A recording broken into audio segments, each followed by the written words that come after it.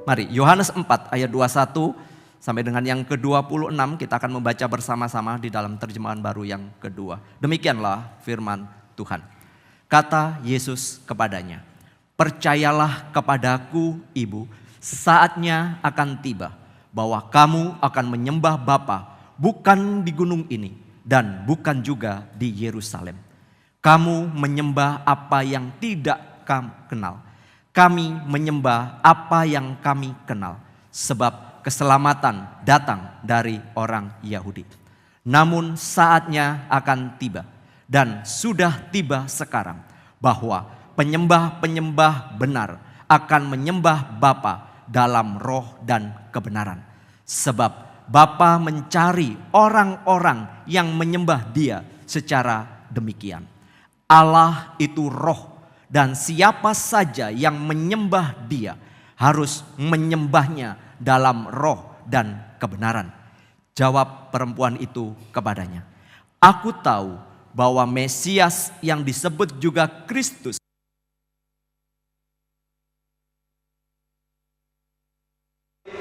segala sesuatu kepada kami." Kata Yesus kepadanya, "Akulah Dia yang sedang berbicara dengan engkau." Berbahagia kita yang boleh memahami bagian firman ini dan kemudian boleh melakukan. Saudara-saudara, ada satu hal yang ingin saya,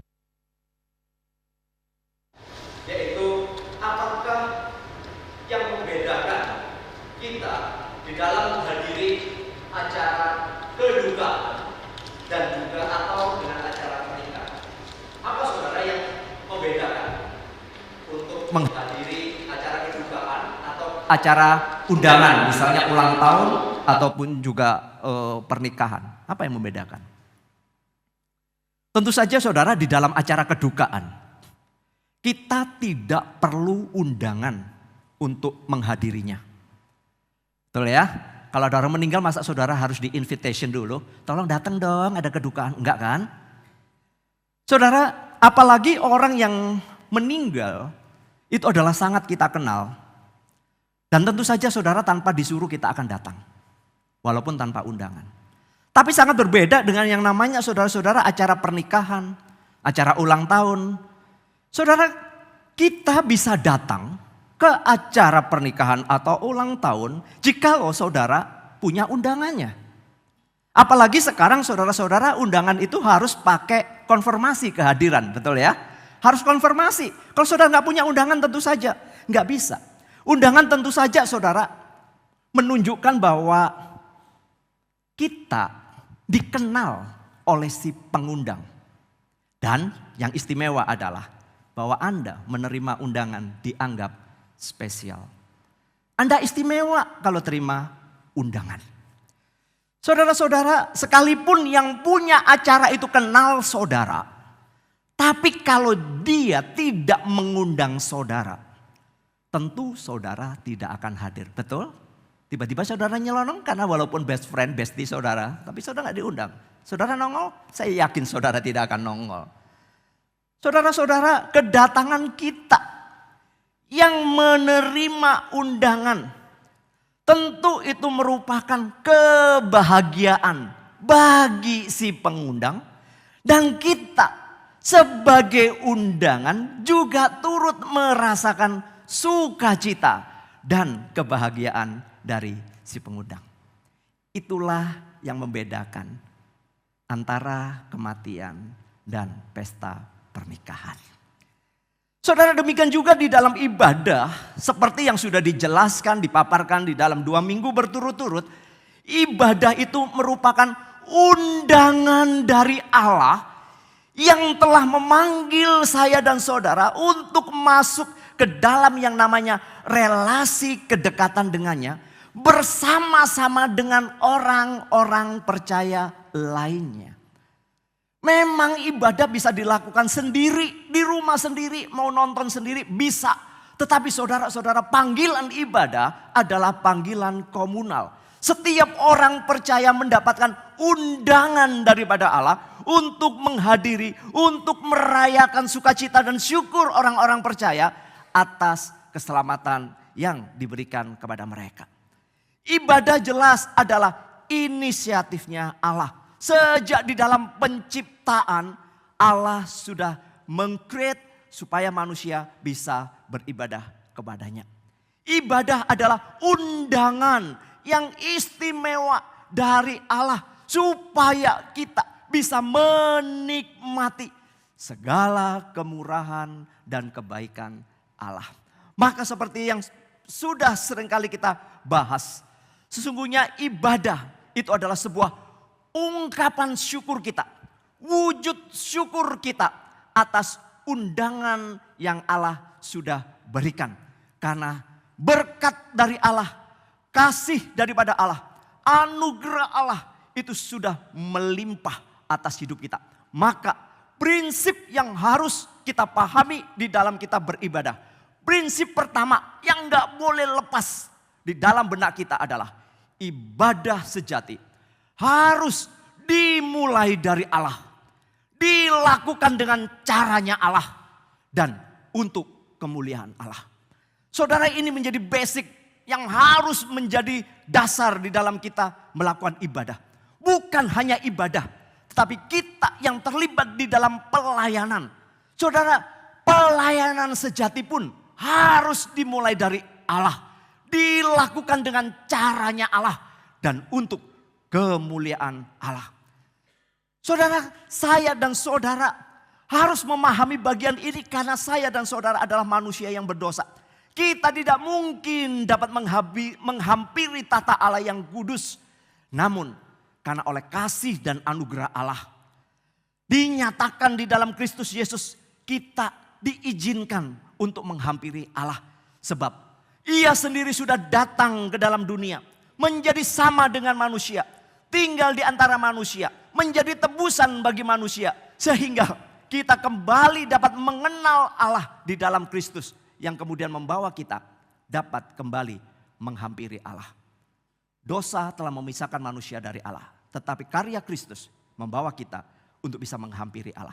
Maka saudara, prinsip yang kedua, bukan saja segala sesuatu datang daripada Allah, harus untuk kemuliaan Allah, dilakukan dengan caranya Allah. Tetapi prinsip yang kedua adalah saya dan saudara adalah manusia yang berdosa, yang tidak akan pernah bisa mengenal Allah, tidak akan pernah bisa menghampiri Allah, karena saya dan saudara adalah manusia berdosa.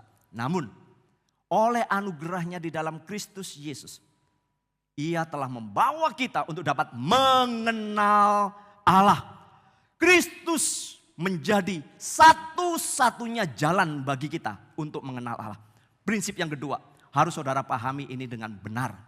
Karena begitu kita tahu bahwa ibadah pelayanan yang sejati dimulai dari Allah, dilakukan dengan caranya Allah, dan mendatangkan kemuliaan Allah, maka berdasarkan anugerah yang diberikan kepada kita, kita harus sadar diri, saya manusia berdosa, tidak akan pernah bisa menghampiri Allah. Tetapi di dalam Kristus kita dapat mengalami kehadiran Allah. Inilah saudara-saudara yang dialami oleh wanita Samaria di dalam Yohanes 4. Di dalam kehidupannya sebagai seorang manusia, dia menyadari bahwa dirinya tidak baik. Dia adalah seorang yang berdosa. Ia menyadari ketidaklayakan dirinya. Ini penting saudara, ketidaklayakan dirinya dengan latar belakang pribadinya serta latar belakang bangsanya. Itu saudara-saudara sudah cukup menjadikan dia bahwa dia tidak layak untuk menghampiri tata Allah. Saudara, wanita ini bisa menempatkan dirinya sedemikian rupa dan hanya berharap belas kasih daripada kemurahan Allah. Orang Samaria sering dipandang sebagai warga kelas 2 di kalangan orang-orang Yahudi. Sebab di dalam sejarah dikatakan orang-orang Samaria telah kehilangan identitas asli mereka karena mereka telah mengadakan kawin campur dengan bangsa lain dan kemudian mengadakan sinkretisme penyembahan. Jadi mereka menyembah Allah, tetapi mereka juga menyembah dewa-dewa atau Baal dari bangsa-bangsa Asir. Sehingga saudara-saudara, mereka dianggap sebagai warga kelas 2, bukan sebagai warga Israel sejati. Dari bagian ini saudara-saudara, wanita ini ketika bertemu dengan Yesus di dalam percakapannya, dia tahu kehinaan dirinya. Dia sudah punya 5 suami. Semuanya gak benar saudara. Bahkan hidupnya sekarang pun masih tidak benar. Dia tahu bahwa dia adalah orang yang sesungguhnya tidak layak. Percakapan dengan Tuhan Yesus tentang air hidup membuka pikiran wanita ini. Membuka hatinya bahwa yang sedang berkata-kata dengan dirinya di hadapannya adalah Mesias. Adalah nabi yang akan datang. Dan orang-orang Yahudi menyebutnya itulah Kristus yang akan datang. Ketika dia menyadari bahwa siapa yang ada di hadapannya, dia semakin kecil hatinya, semakin menunjukkan ketidaklayakan. Sehingga dia berkata, Tuhan, nyata sekarang bagiku bahwa engkau adalah seorang nabi. Saudara begitu melihat siapa yang ada di hadapannya, hatinya semakin saudara menunjukkan ketidaklayakannya. Ini cukup berbeda dengan kita. Kadang kita merasa hebat dengan apa yang kita punya. Sehingga saudara-saudara seakan-akan yang butuh Tuhan itu adalah Tuhan sendiri butuh kita. Tuhan butuh kehadiran kita. Wanita ini saudara hanya boleh melihat dirinya dan mengatakan, hari ini nyata bagiku bahwa engkau adalah seorang nabi. Maka Tuhan Yesus kemudian berkata, percayalah kepadaku. Hai perempuan, saatnya akan tiba bahwa kamu akan menyembah Bapa. Lihat, kamu akan menyembah Bapa. Kenapa sebutannya Bapa? Bukan Tuhan. Kenapa menyebutnya Bapa? Bukan di gunung ini, di gunung Gerizim. Bukan juga di Yerusalem kamu menyembah apa yang tidak kamu kenal. Lihat perkataan-perkataan ini. Kamu menyembah apa yang tidak kamu kenal. Tetapi kami menyembah apa yang kami kenal. Sebab keselamatan datang daripada orang Yahudi. Lalu kemudian dikatakan saatnya akan datang dan sudah tiba sekarang. Saatnya akan datang tapi sekarang juga sudah nyata waktunya bahwa penyembah-penyembah benar akan menyembah Bapa dalam roh dan kebenaran. Sebab sekali lagi dikatakan di sana, sebab Bapa menghendaki penyembah-penyembah demikian. Penyembah yang bagaimana? Penyembah yang di dalam roh dan kebenaran. Allah itu roh dan barang siapa menyembah dia harus menyembahnya di dalam roh dan kebenaran. Saudara-saudara, maka kita bisa melihat prinsip yang ketiga. Prinsip yang pertama adalah bahwa ibadah sejati itu adalah dimulai dari Allah dengan caranya Allah dan mendatangkan kemuliaan Allah. Prinsip yang kedua adalah bahwa saya orang berdosa tidak mungkin bisa menghampiri Allah. Tetapi anugerah di dalam Kristus satu-satunya jalan membuat saya bisa menyembah Allah. Maka prinsip yang ketiga adalah penyembahan sejati itu adalah harus berfokus kepada siapa yang kita sembah dan bagaimana kita menyembah. Ketika seseorang tahu siapa yang disembah, maka itu akan menentukan sikapnya di dalam dia menyembah. Sekali lagi saudara, prinsip yang ketiga penting untuk kita pahami adalah berfokus kepada siapa yang kita sembah. Dan bagaimana kita menyembah. Karena siapa yang kita sembah, itulah yang akan menentukan sikap dan bagaimana kita menyembah. Maka kalau saudara ibadah, saudara melayani, pertanyaannya siapa yang saudara sembah? Siapa yang saudara layani? Karena begitu saudara tahu ini siapa yang saudara layani, siapa yang saudara sembah akan menentukan sikap saudara. Bagaimana saudara akan melakukannya? Paham maksud saya saudara? Ini tajam buat kita. Karena wanita Samaria ini benar-benar menyadari. Ketika dia mengatakan kami di Gerizim. Kamu adalah orang Yahudi, kamu adalah beribadah di Yerusalem. Saudara, Yesus tidak sedang berbicara tentang sebuah tempat. Bukan tentang sebuah tata cara. Tetapi esensi daripada ibadah. Karena memang datangnya dari Allah, manusia tidak mungkin bisa menyembah Allah. Tapi berdasarkan anugerah manusia bisa menghampiri Allah. Maka ketika manusia menghampiri Allah, dia harus tahu siapa yang dihampiri itu. Kalau saudara ada tempat ini, siapa yang saudara sembah? Siapa yang saudara layani? Itu penting untuk melangkah berikutnya. Mari kita gali bagian ini. Penyembah sejati adalah penyembah di dalam roh. Roh yang mana? Karena Allah adalah roh, maka manusia dapat menyembah Allah dalam roh. Roh yang mana? Jelas Alkitab menunjukkan roh yang sudah dilahir barukan. Roh yang sudah mengalami kelahiran baru. Seperti kata Tuhan Yesus di dalam Yohanes 3 ayat 3 dan 6 yang berkata demikian. Sesungguhnya jika seorang tidak dilahirkan kembali, ia tidak dapat melihat kerajaan Allah. Aku berkata kepadamu, sesungguhnya jika seorang tidak dilahirkan dari air dan roh, ia tidak dapat masuk ke dalam kerajaan Allah. Apa yang dilahirkan dari daging adalah daging. Apa yang dilahirkan dari roh adalah roh. Karena ibadah sejati, pelayanan sejati adalah datang daripada Allah. Panggilan daripada Allah. Undangan yang istimewa dari Allah. Maka kita melakukan dengan caranya Allah. Caranya apa? Saudara harus dilahir barukan terlebih dahulu. Saudara harus mengenal siapa Allah di dalam kehidupan saudara. Pada saat seperti inilah saudara harus menyadari bahwa kelahiran baru terjadi ketika kita menerima karunia Roh Kudus. Dikatakan di dalam Yohanes 7 ayat 38 dan 39. Barang siapa percaya kepadaku, seperti yang dikatakan oleh kitab suci, dan dari dalam hatinya akan mengalir aliran-aliran air hidup. Yang dimaksudkannya ialah roh yang akan diterima oleh mereka yang percaya kepadanya. Di dalam Injil itu dikatakan sebab roh itu belum datang. Karena Yesus masih bersama-sama dengan mereka. Dan Yesus belum dimuliakan. Tapi penggenapan ini terjadi adalah ketika peristiwa Pentakosta terjadi. Maka mereka saudara-saudara orang yang percaya kepada Yesus itulah orang-orang yang dilahir barukan. Roh Kuduslah yang membawa kehidupan bagi roh kita. Dan memampukan bagi kita untuk mengenal Allah. Mengasihi Allah. Menyembah Allah. Melayani Allah. Karena apa? Kita bukan saja menyebut Tuhan. Tapi kita bisa menyebut Bapa. Karena apa? Saudara bukan saja sebagai hanya penyembah. Tapi saudara sudah diadopsi menjadi anak-anak Allah. Roh Kuduslah yang menghidupkan roh kita. Roh Kuduslah yang memampukan kita mengenal Allah.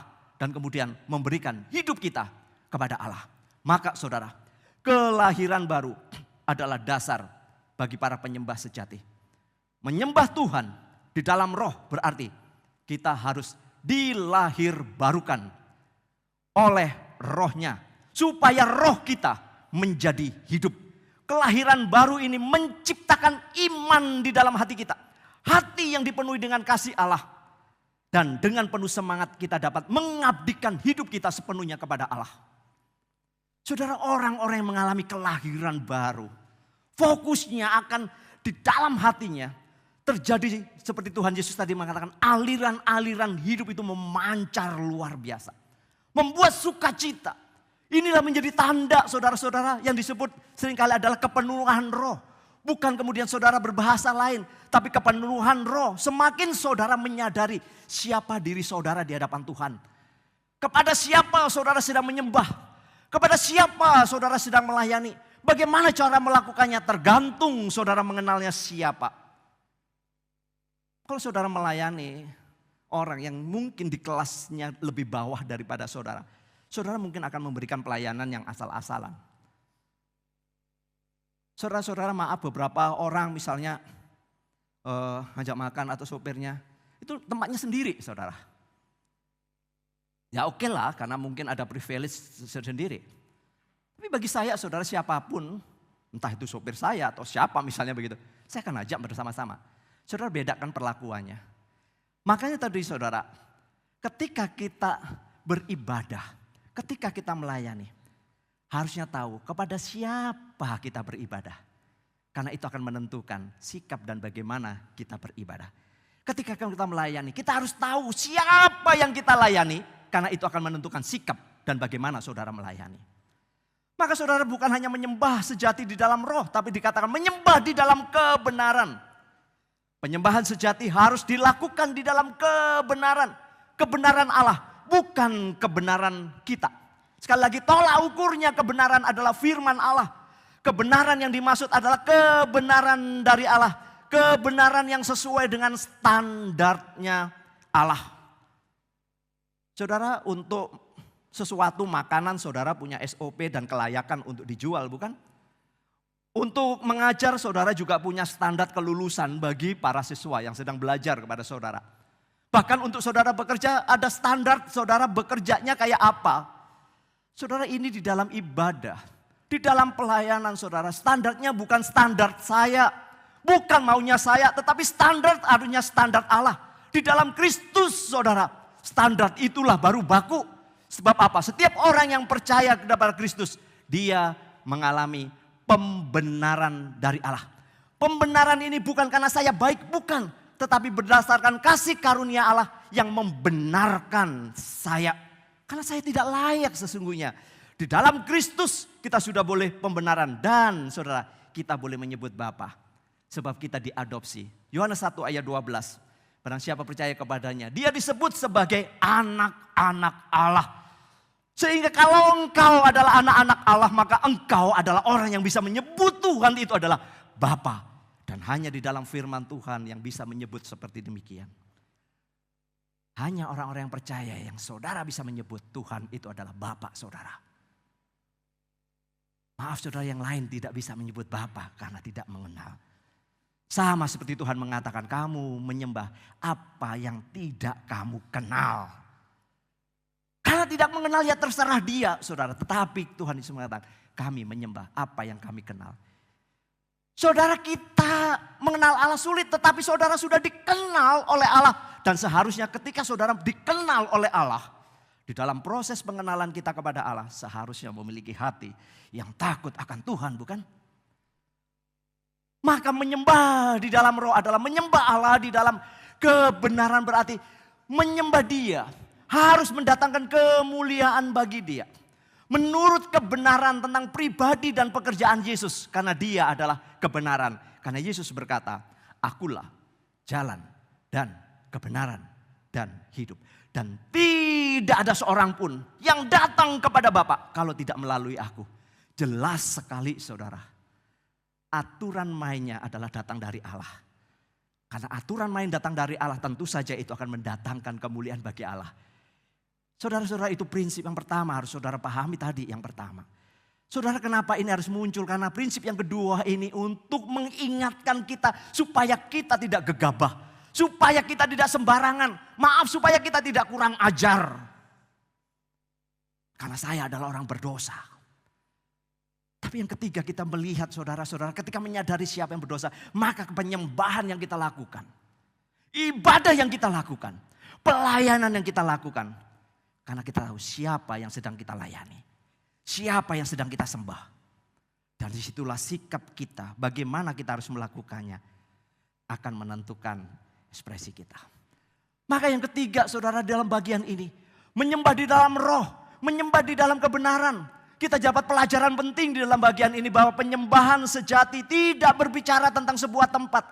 Tidak berbicara tentang tata cara pelaksanaan. Tidak berbicara tentang sebuah pujian tertentu. Tidak berbicara tentang musik tertentu. Tidak. Tuhan Yesus berkata, bukan di gunung ini. Bukan di gunung Gerizim. Bukan di Yerusalem. Kenapa? Karena Allah adalah maha hadir. Allah tidak dibatasi oleh ruang dan waktu. Saya dan saudaralah yang dibatasi oleh ruang dan waktu. Terlebih saya dan saudara dibatasi oleh yang namanya dosa. Saudara, Allah bisa hadir dimanapun. Karena dia memang Allah yang maha hadir. Tetapi kita bersyukur di dalam Kristus yang menebus kita. Menjadikan kita memiliki akses untuk menyembah Allah. Perhatikan ini. Saudara sudah memiliki akses untuk menyembah Allah. Bukan hanya Allah, tetapi menyebut dia adalah Bapa. Seperti penulis Ibrani 4 ayat 14 mengatakan. Bahwa Yesus itulah menjadi imam besar kita. Untuk menghampiri tahta Allah yang kudus. Maka mereka yang percaya kepada Yesus, mereka disebut anak-anak Allah. Dan ketika mereka menjadi anak-anak Allah, mereka bisa menyembah kepada Bapa. Maka penyembahan sejati sesungguhnya tidak sedang berbicara tentang sebuah tempat. Tentang tata cara ibadahnya. Jadi Yesus ingin mengatakan bahwa di dalam hal penyembahan, tempat bukan masalahnya. Bukan juga tentang metode dan caranya, lagu dan musiknya. Tapi penyembahan itu adalah apakah kita memiliki Allah sebagai Bapa kita. Apakah kita memiliki Bapa Di dalam hati kita, ibadah, pelayanan, apakah kita benar-benar ada Bapa yang kita hormati, yang kita kuduskan? Maka penyembahan yang berpusat kepada Allah, berfokus kepada Kristus, harus diilhami oleh Injil. Kita membaca seluruh bagian ini adalah Injil. Dan kita pahami Injil adalah bagaimana Kristus telah berkarya bagi kita. Maka saudara kembali kepada undangan di dalam penghantar tadi. Pada waktu saudara hadir di dalam undangan itu, saudara bukan saja menikmati apa yang disajikan, dipersiapkan oleh si pengundang. Entahkah itu makanannya, entahkah itu acaranya. Saudara tinggal menikmati. Mau enak gak enak saudara tinggal menikmati, bukan? Karena saudara diundang. Masa saudara ngatur makanannya gak enak, ganti dong. Gak bisa kan? Diundang kok malah minta makanan spesial. Gak bisa saudara. Saudara tinggal menikmati. Saudara hanya datang untuk mengucapkan rasa bahagia. Mengungkapkan bersama-sama ikut kebahagiaan dari si pengundang. Berbagian di dalam sukacita dan kebahagiaan si pengundang. Bukan saya yang dipuaskan pada waktu saya diundang. Bukan karena makanannya, minumannya, acaranya. Tapi pada waktu kehadiran saya bisa berterima kasih karena saya istimewa di mata si pengundang. Demikian juga dengan penyembahan kita saudara. Tidak lagi berbicara tentang kita. Tapi berbicara tentang Allah. Ini prinsip yang penting yang keempat. Penyembahan kita, pelayanan kita seharusnya tidak lagi berbicara tentang kita, tentang saya. Tidak. Tapi harusnya berbicara tentang Allah. True worshiper, penyembah-penyembah sejati adalah orang-orang yang datang kepada Tuhan. Menghormati kekudusan Tuhan. Bukan sekedar pujian formal kepada Tuhan. Namun penghormatan ini karena ada undangan istimewa dan rasa syukur atas kasih Allah. Itu loh ibadah. Itu loh pelayanan.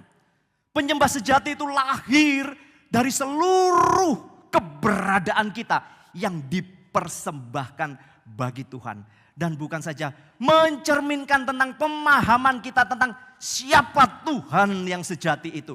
Siapa Tuhan yang hidup itu. Tetapi jauh lebih penting adalah ketika hati kita datang dengan hormat kepada Tuhan.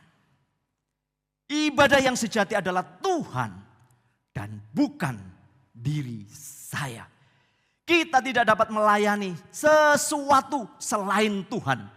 Tidak dapat menghargai apapun selain Tuhan. Itulah ibadah yang sejati. Itulah true worshiper. Maka orang yang melayani di dalam pelayanan ibadah. Maka sesungguhnya bukan untuk melayani diri kita dipuaskan. Gak ada yang boleh saudara untuk mencuri kemuliaan Tuhan. Karena kita melayani sesuatu harus Tuhan, bukan yang lain.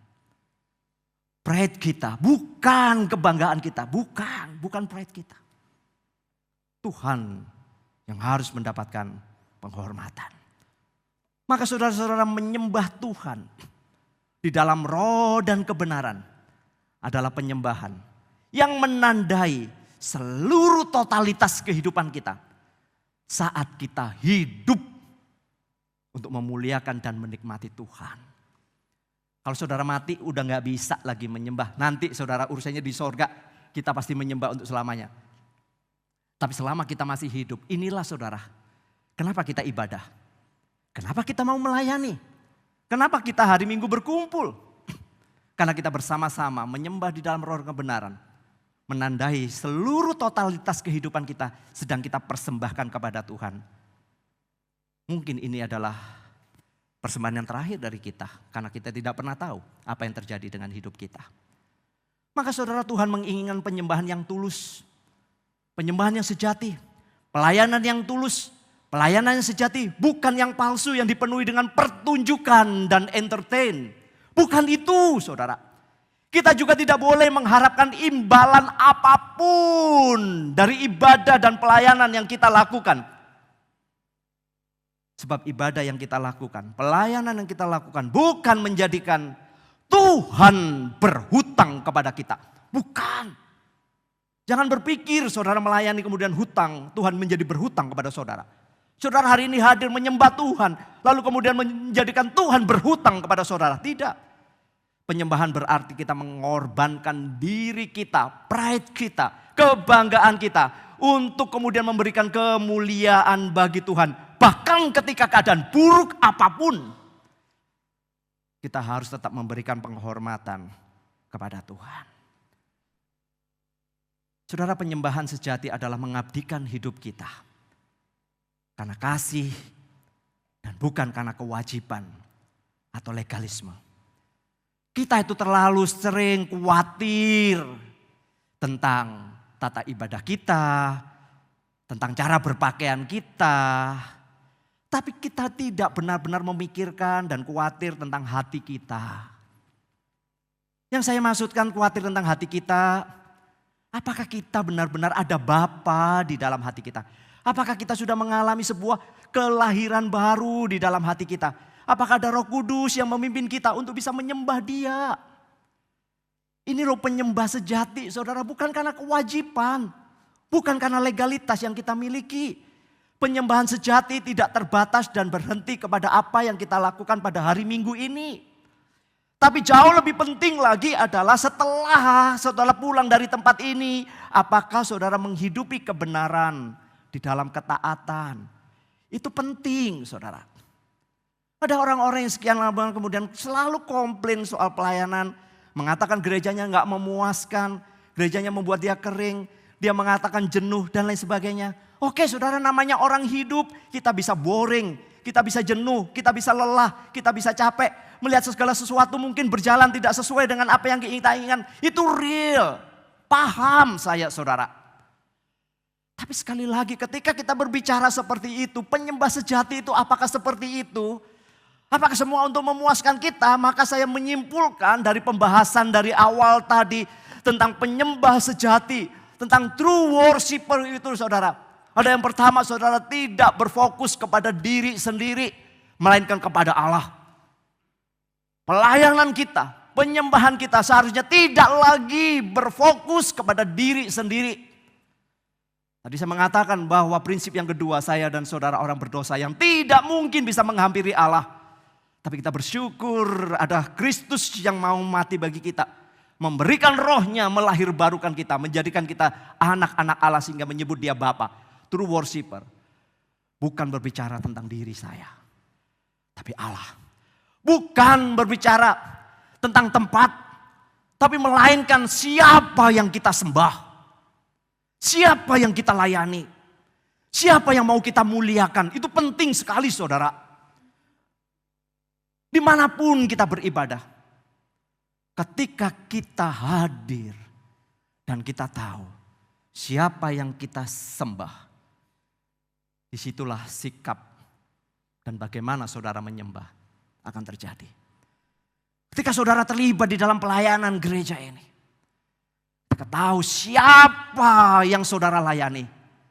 Maka saudara akan tahu sikap dan bagaimana saudara harus melayani. Saudara, ibadah sejati, true worship tidak berhenti hanya hari Minggu. Hanya 1,5 jam. Bukan. Tapi next step-nya apa? Apakah saudara menghidupi kebenaran yang saudara sudah terima? Mengaminkan dan kemudian melakukan itu di dalam kehidupan saudara.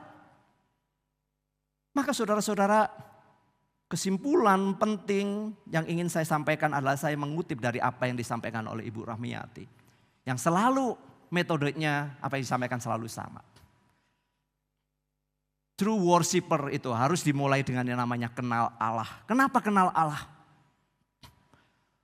True worshiper harus kenal Allah. Yaitu dimulai dari Allah. Dengan caranya Allah. Dan itu mendatangkan kemuliaan Allah. Itulah true worshiper. Orang yang mengenal Allah. Demikian juga di dalam pelayanan. Pelayanan sejati adalah orang-orang yang sudah mengenal Allah. Dimulai dari Allah. Dikerjakan dengan caranya Allah. Dan itu akan mendatangkan kemuliaan bagi Allah. Saudara, orang-orang yang kenal Allah, tentu saja dia akan mengenal dirinya dengan baik. Kenal diri bahwa dirinya tidak layak menghampiri tata Allah. Tapi kemudian atas anugerah di dalam Kristus yang kita terima dengan iman, menjadikan kita dilahirbarukan oleh Roh Kudus. Sehingga kita bisa menyembah di dalam roh dan kebenaran. Kenal diri bahwa saya nggak layak, tapi saya datang ibadah. Saya diberikan kesempatan pelayanan. Itu adalah panggilan istimewa. Kenal diri dulu. Karena yang kita lakukan adalah Allah. Maka orang-orang yang kenal diri, dia juga adalah orang yang tahu diri. Tahu diri artinya menunjukkan sebuah perubahan. Sebuah transformasi hidup. Sebagai hasil daripada kenal dirinya. Karena orang yang kenal diri akan mempersembahkan hidupnya kepada Tuhan. Maka dia tahu diri. Maka saudara, apapun yang kita lakukan, mau ibadah, mau pelayanan. Problem banyak, iya. Boring, tentu saja. Capek, benar. Buang-buang waktu mungkin menurut saudara, betul. Kalau itu adalah fokusnya kepada saya. Kalau itu pride-nya, kebanggaannya adalah saya. Maka saudara akan berhak untuk mengatakan, gua capek, gua gak mau melayani, gua gak mau menyembah, gua gak mau ibadah. Kalau saudara seperti itu, kembali lagi. Saudara kenal Allah. Siapa yang Allah sembah? Kenalkah diri saudara bahwa saudara tidak layak tetapi dilayakkan oleh Allah? Kebanyakan kita melakukan sesuatu. Apapun yang kita lakukan harus senantiasa kepada Tuhan. Tapi maaf, seringkali kita tidak tahu diri di hadapan Tuhan. Seakan-akan Tuhan yang butuh kita. Tuhan butuh worship kita. Tuhan butuh nyanyian kita. Tuhan butuh semuanya ditata dengan baik sesuai dengan keinginan kita. Seakan-akan seperti itu. Kalau semuanya seperti itu, kembali lagi saudara, sesungguhnya kebanggaan kita yang sedang kita mau tonjolkan. Kenal Allah, kenal diri, tahu diri. Inilah saudara yang membuat setiap hari kita, mengapa kita harus berdoa. Doa Bapa kami mengajarkan kita secara rinci seperti itu. Datanglah kerajaanmu, jadilah kehendakmu di bumi seperti di sorga. Menghadirkan Allah dalam kehidupan kita hari demi hari, bukan?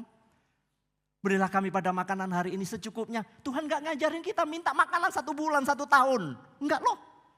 Every day by day. Ampunilah kesalahan kami. Jangan membawa kami dalam pencobaan. Tapi lepaskanlah. Kenapa saudara? Karena Allah yang kita kenal adalah Allah. Yang memberkati. Yang tahu yang terbaik bagi anak-anaknya. Itulah doa yang membawa kita kenal diri kita. Supaya kita tahu diri juga. Selama konflik internal terjadi dalam hati saudara.